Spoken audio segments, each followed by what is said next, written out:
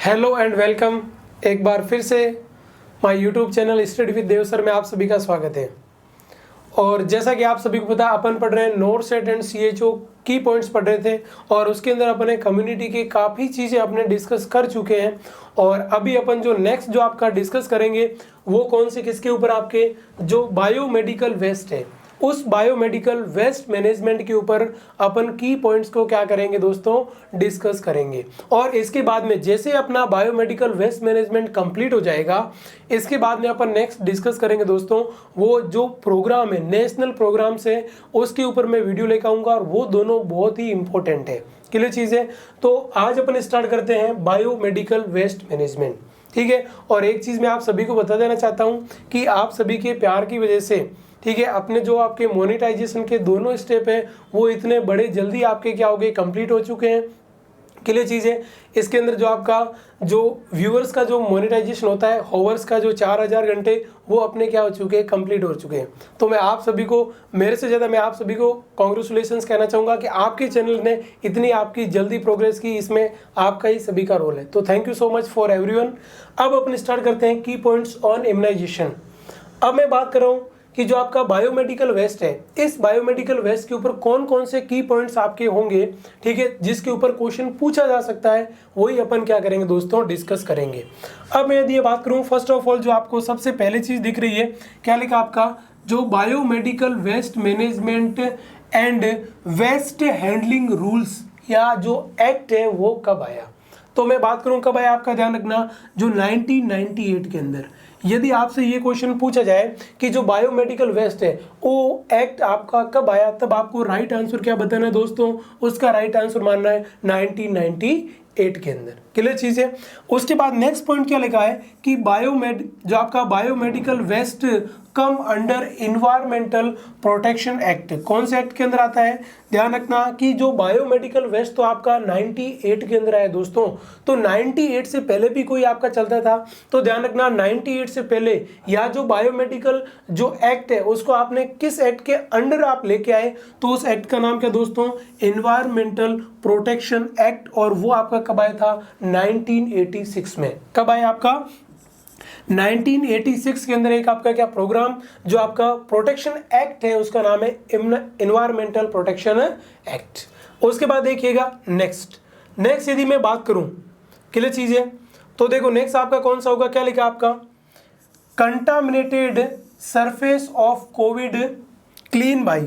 Very easy question है आपका। और क्वेश्चन क्या कह रहा है आपका कि जो आपका कंटामिनेटेड, कहने का मतलब है यदि कोविड 19 का इन्फेक्शन हो जाता है और उसके बाद में कंटामिनेशन हो जाता है, उस कंटामिनेशन को आप क्लीन कैसे करोगे।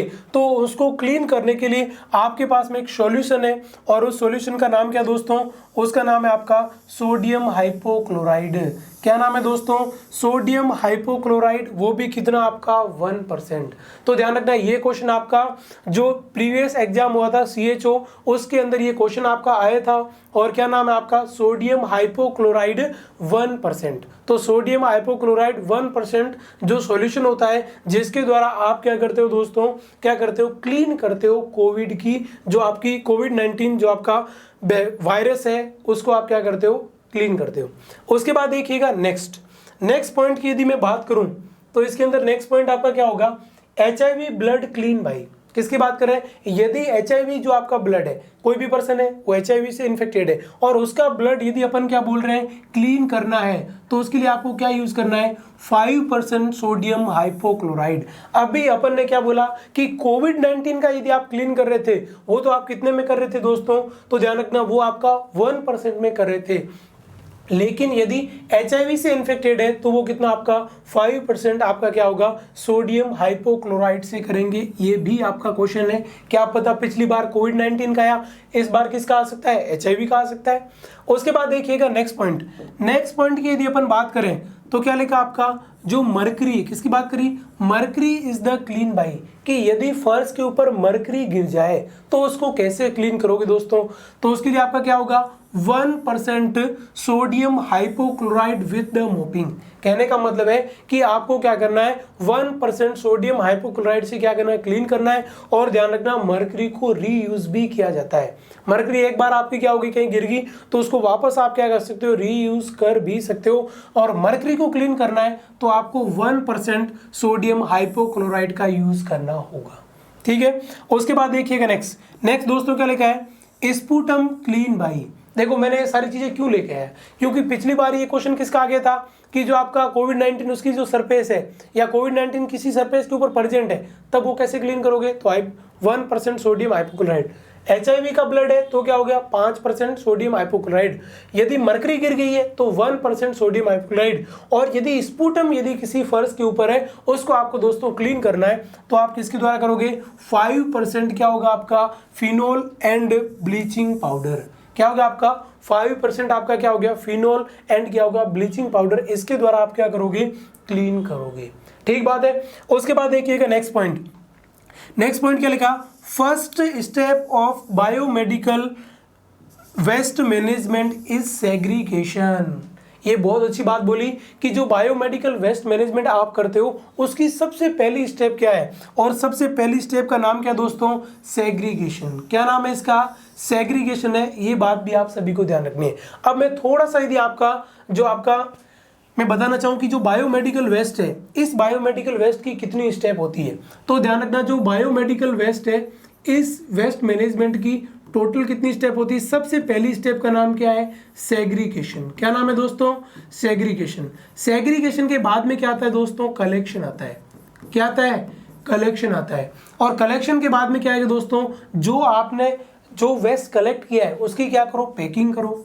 ये कलेक्शन के बाद में आपने क्या कर दी, पैकिंग कर दी। पैकिंग के बाद में आप इसकी क्या करोगे, लेबलिंग करनी है। क्या करनी है आपको, लेबलिंग करनी है। इसके ऊपर क्या लगाना, लेबल। और लेबल किसका लगाओगे दोस्तों, बायो हैजार्ड्स का क्या लगाओगे, लेबल लगाओगे। लेबल लगाने के बाद में आपको दोस्तों क्या करना है, इसको ट्रांसपोर्ट करना है। क्या करना है, ट्रांसपोर्ट के बाद में आपको क्या करना है दोस्तों, डिस्पोज करना है। क्या करना है, और डिस्पोज जो आपने वेस्ट किया है उसका आपको क्या करना दोस्तों, लास्ट में डॉक्यूमेंटेशन करना है। ये पूरा आपका बायोमेडिकल वेस्ट है उसकी सारी की सारी स्टेप्स होती है। तो क्वेश्चन यदि ऐसा आ जाए कि सबसे पहली स्टेप कौन सी होती है, तो पहली स्टेप कौन सी होगी दोस्तों, दिस इज द सेग्रीगेशन। उसके बाद देखिएगा नेक्स्ट यदि अपन बात करें, क्या लिखा आपका कि जो main four bin of biomedical waste, कि जो बायोमेडिकल वेस्ट के अंदर 4 मेन बीन कौन से होते हैं, तब आपको राइट आंसर बताना। सबसे पहला कौन सा, येलो, रेड, ब्लू और कौन सा होगा दोस्तों, व्हाइट। ध्यान रखना 4 होते हैं, येलो, रेड, ब्लू और व्हाइट। और अब मैं बात करूं कि क्या नाम लिखा, black and green bin not main bin. ध्यान रखना हॉस्पिटल के अंदर आपको ब्लैक भी मिलेगा और ग्रीन भी मिलेगा, लेकिन वो मेन बीन नहीं है। क्यों नहीं है, क्योंकि ध्यान रखना जब 2016 के अंदर जो बायोमेडिकल वेस्ट है उसके अंदर क्या हुआ है, अपडेट हुआ है। उसके अंदर क्या हुआ दोस्तों, उसके अंदर अपडेट हुआ है। तो इस अपडेट के अंदर उन्होंने क्या कर दिया कि जो आपका पहले जो ब्लैक बीन था, क्या था पहले जो ब्लैक बीन था, उस ब्लैक बीन को रिमूव करके उस जगह कौन सा बीन लिया है दोस्तों, तो उस जगह बीन आ गया व्हाइट। तो जो ब्लैक बीन है उसको किसने रिप्लेस कर दिया, व्हाइट बीन के अंदर।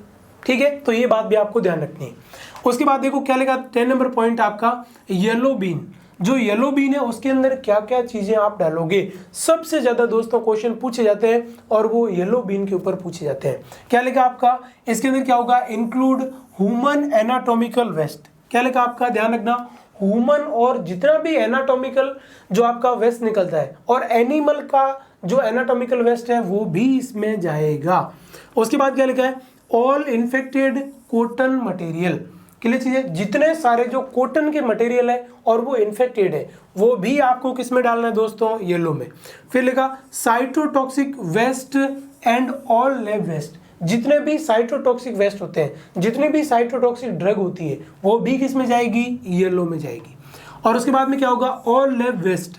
फिर क्या लिखा, all chemical waste and blood bag. ध्यान रखना chemical waste, lab waste, toxic waste, all infected cotton material, anatomical waste और ब्लड बैग, इतने सारे जो आपके कंटेन है ये सारे किसके अंदर जाएंगे, येलो के अंदर जाएंगे। ब्लड बैग का क्वेश्चन पूछा था, ब्लड बैग किसमें जाएगा, येलो में।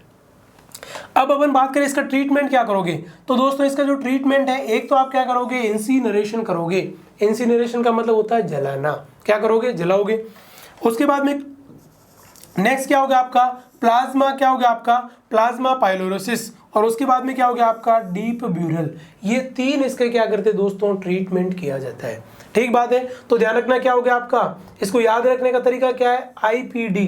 आई का मतलब क्या हो गया, इंसिनरेशन, पी का मतलब क्या हो गया, प्लाज्मा पाइलोरोसिस, और उसके बाद डी का मतलब क्या हो गया, डीप ब्यूरल। तो याद रखने का तरीका क्या है, IPD। ये आपकी किसकी बात होगी दोस्तों, येलो की बात होगी। उसके बाद देखिएगा नेक्स्ट क्या लिखा, रेड बीन, कि भाई रेड बीन के अंदर क्या चीजें जाएगी, तो क्या जाएगी बताओ, all infected rubber items and plastic item goes into red been, कि रेड बीन में एक तो रबर के जितने सारे आइटम और प्लास्टिक के जितने सारे आइटम, वो आइटम जो क्या है, कंटामिनेटेड है या इन्फेक्टेड है। और इसका जो ट्रीटमेंट है उसका याद रखने का तरीका क्या है आपका, क्या लिखा आपका, AMHM। क्लियर चीज है, एम क्या है, ए का मतलब ऑटोक्लेव करो, एम का मतलब माइक्रोवेव करो, और एच का मतलब क्या हो गया, हाइड्रोक्लेव। तो ऑटोक्लेव, माइक्रोवेव एंड हाइड्रोक्लेव, ये किसके आपके ट्रीटमेंट होते हैं, तो ये हो गया रेड बीन। ट्रीटमेंट किसी का भी पूछा जा सकता है। उसके बाद देखिएगा नेक्स्ट दोस्तों, क्या लिखा आपका, ब्लू बीन। जो ब्लू बीन है उसके अंदर क्या होगा, all glass item and non sharp metal atom. एक तो ग्लास के जितने भी आइटम है वो सारे किस में जाएंगे, तो वो जाने वाले हैं ब्लू के अंदर। और उसके साथ में क्या होगा, नॉन शार्प मेटल, के लिए चीज मेटल की चीज है लेकिन शार्प नहीं है, वो किस में जाएगी, ब्लू में। और इसका ट्रीटमेंट क्या करोगे, हॉट एयर ओवन करोगे।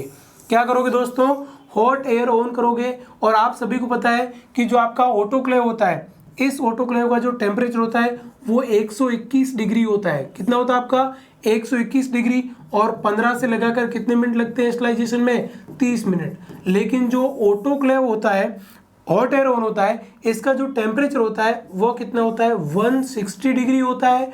और इसका जो टाइम लगता है दोस्तों, वो टाइम कितना लगता है, 2 घंटे लगता है। कितना लगता है आपका, 2 आवर्स लगता है। ये बात भी आप सभी को ध्यान रखनी है। उसके बाद देखिएगा नेक्स्ट पॉइंट, नेक्स्ट आपका क्या लिखा हुआ है, व्हाइट। क्या लिखा आपका, व्हाइट बीन। अब अपन बात करें कि जो व्हाइट बीन है, इस व्हाइट बीन के अंदर क्या होगा, तो क्या जाएगा, देखो, ट्रांसल्यूशन एंड पंक्चर प्रूफ कंटेनर। पहली बात तो ये है कि जो व्हाइट बीन है ना, वो पंक्चर प्रूफ होता है। वो कहने का मतलब क्या होगा, कभी पंक्चर नहीं होगा, ठीक है। और वो ट्रांसल्यूशन का मतलब है आर पार दिखने वाला। उसके बाद नेक्स्ट में बात करता हूं, इन दिस इंक्लूड, इसके अंदर क्या होगा, शार्प वेस्ट मटेरियल। ध्यान रखना, यदि आपके पास में किसी भी टाइप का शार्प वेस्ट मटेरियल है, उस शार्प वेस्ट मटेरियल को आपको किस में डालोगे, तो ध्यान रखना उसको डालना है व्हाइट बीन के अंदर। किसके अंदर डालना है, जैसे माना कि निडल हो गई, उसके बाद में क्या होगी, स्केपल्स हो गया, उसके बाद में आपकी ब्लेड हो गई। ये सारी चीजें आपकी किस में जाएगी, स्टीलेट हो गया। तो ये सारी चीजें आपकी किस में जाएगी दोस्तों, ये जाएगी आपकी व्हाइट बीन के अंदर। किसके अंदर जाने वाली है, व्हाइट बीन के अंदर। और उसके बाद में क्या है, treatment is the autoclave and dry heat sterilisation. इसका ट्रीटमेंट भी क्या करोगे दोस्तों, एक तो ऑटोक्लेव किया जाएगा और एक ड्राई हीट। इसका मतलब देखो, येलो था उसका क्या है, इंसिनरेशन और डीप ब्यूरल मेन। उसके बाद रेड का क्या है, ऑटोक्लेव, माइक्रोवेविंग, और उसके बाद में जो आपका क्या होगा, हाइड्रोक्लेव। और उसके बाद में जो आपका ब्लू होगा उसका क्या है, हॉट एयर ओवन, और इसका क्या वापस ऑटोक्लेव। ठीक बात है। उसके बाद देखिएगा दोस्तों नेक्स्ट पॉइंट, नेक्स्ट पॉइंट की मैं बात करूं, क्या लिखा है, best method of dispose of hospital waste. Very important, ध्यान रखना, ये क्वेश्चन आ सकता है कि सबसे बेस्ट मेथड कौन सा है जिसमें आप हॉस्पिटल के अंदर वेस्ट को क्या कर सकते हो दोस्तों, डिस्पोज कर सकते हो। तो उसका नाम क्या है दोस्तों, इंसिनरेशन। क्या नाम है उसका, incineration is the best method. कैसा होता है, सबसे बेस्ट मेथड होता है, क्योंकि इंसिनरेशन क्या करोगे, कोई भी चीज है उसको क्या कर दोगे, जला दोगे। तो जलने के बाद में क्या होगी, वो बिल्कुल कंप्लीटली क्या हो जाएगा, डिस्पोज हो जाएगा।